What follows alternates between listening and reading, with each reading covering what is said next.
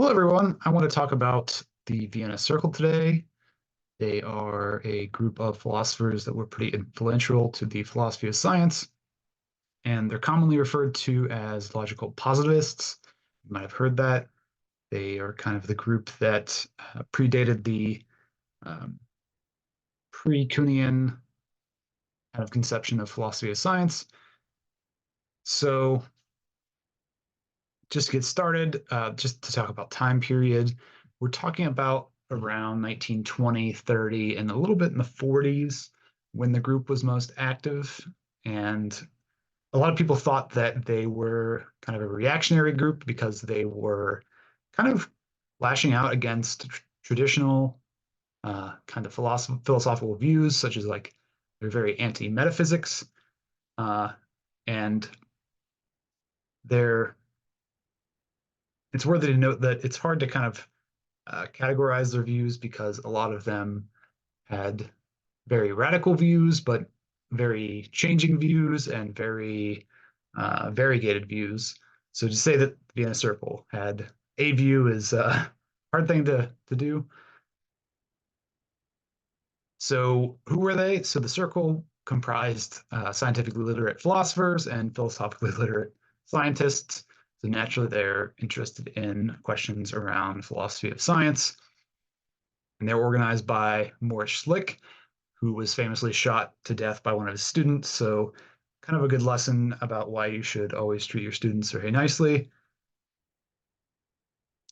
And a couple definitions just to get on the table that are going to be kind of required to kind of evaluate the claims that these people are making. So, two things. The first is cognitive content, which is that states that statements or theories have meaning only if they express something. And expressions like ouch don't really have any cognitive content, arguably. This is controversial, and deciding this argument isn't entirely important for this, but it's a kind of way to start thinking about what kinds of phrases or sentences have meaning. And empirical content is a way of understanding what kinds of sentences have what kinds of sentences tell us about the world and what kinds of sentences don't. So the statement, the moon is orbiting the sun, is something that you could test. You would find out that it's true or false. And the empirical content would be that if it turns out to be true, it would have empirical content. But if it didn't, then it wouldn't have empirical content. So verificationism is one of the views that the circle is most famous, probably for believing or arguing for. So what verificationism is, there's two motivating questions that they're asking here that we should be aware of. They're helpful for understanding this question. So the first is, what are scientific statements? So notice the importance and kind of what's on the line here. If we don't have an answer to this question, we will be unable to say that astrology or any number of conspiratorial empirical beliefs will have no way for saying that they're pseudoscience and that real science is actual science. And then the other motivation underlying this is they're wanting to discredit a lot of metaphysical talk. So they're also trying to incorporate statements about what are meaningful statements. So, like I said, this was one of the main claims that the Vienna Circle like to advocate for.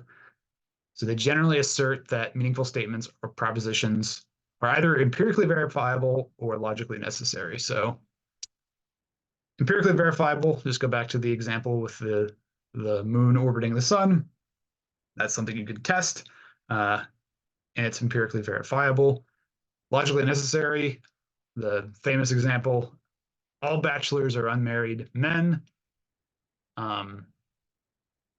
Gary is an unmarried man, therefore he is a bachelor. So that's a logically necessary sentence.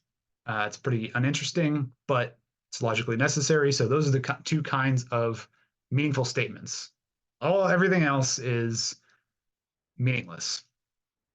So what kinds of statements are meaningless? So depends on which person you're asking in the Vienna Circle, but broadly, um, something like I'm a my star sign is Gemini.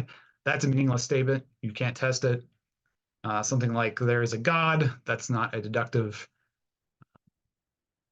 It's not a deductive statement. It's not logically necessary. Just that statement alone. So that's a meaningless statement as well. And it's worthy to mention that there's two different views to this verificationist claim. There's a strong one and there's the weak one. So Schlick held the weak one, which is that all statements are meaningful, which is logically possible to conceive of a procedure of verificationism. So a good example, again, is that as long as there's not anything logically invalid in our statements, as long as it's logically possible to prove something, then Schlick would say it's a meaningful statement. Carnap was a bit different, so he deemed meaningful statements that were actually possible to conceive of a procedure, a confirmation, or of disconfirmation. So we have to be able to actually be able to prove certain kinds of statements in order to actually verify that they have empirical content, and then therefore to say that they are meaningful statements. And there's people who demur. So Popper emphasized falsifiability of a statement. So if a statement can be falsified, that's going to be, for Popper, what makes a scientific statement a scientific statement. He drops the criteria for meaning, and that's the emphasis that Popper kind of glosses. He kind of weakens the requirement a bit, but it's a bit more precise. There's problems with that as well, but it seems to be a bit simpler than the Circle's answer. And then Quine had a bit different of a complaint. His complaint was, well, you can't just look at any particular statement in a theory and question if that has empirical content or cognitive content, because it's actually an incoherent notion, because he didn't believe in foundationalism. We'll get to this in a minute, but for this purposes, you just have to understand that for Quine, you can't evaluate the empirical content or cognitive content of a statement unless you look at the whole cluster or web of beliefs that are supporting that statement itself. So this is another kind of project that the Circle is semi-known for, and it's mostly undertaken by Carnap. And anti-verificationists also objected to this, but the two kinds of reductionism that the Circle kind of touted was, the first one was phenomenalism, and the second one was physicalism. So this is a simplification, but basically the way to think about this is if you have a tree and you're trying to understand whether or not your statements are cognitively significant or not, they have meaning. You might say the following, well, if I can reduce my cognitive experience of that tree down to statements, if that can be reduced down, the statements about that thing, then you might think that that's a way to kind of justify those statements and give them empirical content. Physicalism, conversely, which interestingly enough is what Carnap moves to after he, in the Aufbau, fails to kind of make phenomenalism work, is that if you can reduce the statements to the physical states of that tree about the atoms or any other physical measurable quantity about the tree, then it has cognitive content. So the last broad view that I want to talk about that the Vienna Circle was interested in was something I've already mentioned, foundationalism. So foundationalism is the very cartoonishly, it's that there's a foundation to science that most other sciences or all other sciences can access, that build upon in a very in a way that's conducive to that discipline. So an example is just physics. So you can uh, physics is the foundation, and then you stack on other sciences. And very bottom, you have quantum mechanics supporting all your other theories. And as we've kind of already alluded to, Quine didn't really believe this. He took a more social constructivist approach. It's not precise, but Quine denied that there's some base assumptions or foundational kind of structure to science itself. It's more like a web. So we also in the circle see a kind of movement away from the traditional way philosophy was conceived of. So at the time of Newton, it was kind of imagined that philosophy was kind of a first order science. It was something that, I mean, physicists referred to themselves as natural philosophers back then. And there's this sense that philosophy was something that was inside or was operated alongside science. And one view does kind of hold that in the circle, but mostly you get a move away from this view that science has something to do with first order, or philosophy has something to do with first order science. So uh, this is a tension point for the three members of the circle that are most famous. But generally, it was a move away from science for philosophy, and philosophy takes the kind of conceptual turn of being about like theoretical biology, which is kind of a second order theory about concepts and how they relate, that seems to be, in a real sense, detached from day-to-day biology. It's not to say that it's useless to day-to-day biology, but there is some kind of separation that is substantial enough to not justify incorporating a lot of philosophy into scientific talk.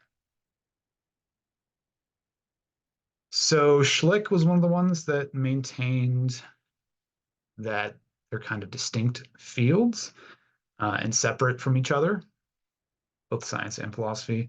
So he kind of envisioned it as a non-formal pursuit focused on determining meaning.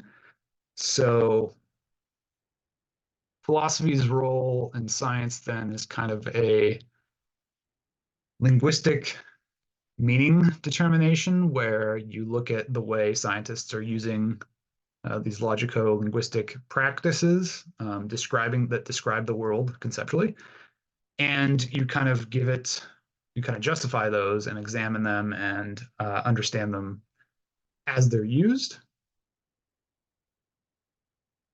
Carnap kind of takes a more rational reconstruction approach. So he's going to agree that there's a differentiation between philosophy and science, but he shifts it towards a more formal understanding.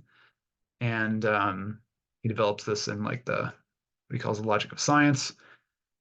And philosophy, in his view, involved the examination and reconstruction of existing language components. So he agrees with Schlick in that. No, but also the creation of new novel logico-linguistic frameworks and the proposal of potential formal conventions for the realm of science. What that means is that Carnap saw a more positive upshot for philosophy's role in science. So he thought you could kind of go into an area of science as a philosopher, and you could explain what the scientists are doing and the concepts they're using in their own terms, but you could also make kind of changes, and be more revisionist with the way that you're explaining it, or even just create new kinds of ways of understanding the concepts in the scientific theory. So a bit more of a role for philosophy and science on Carnap's view. And Neurath was the only one that kind of rejected that philosophy should be separated. So he kind of is a bit more conservative in that notion. And after throwing out all of metaphysics, philosophy kind of was science's partly empirical meta theory. Um, so this is kind of more of the status quo of seeing philosophy as kind of a meta theory that kind of rests beside science. And he took kind of a more pragmatic orientation.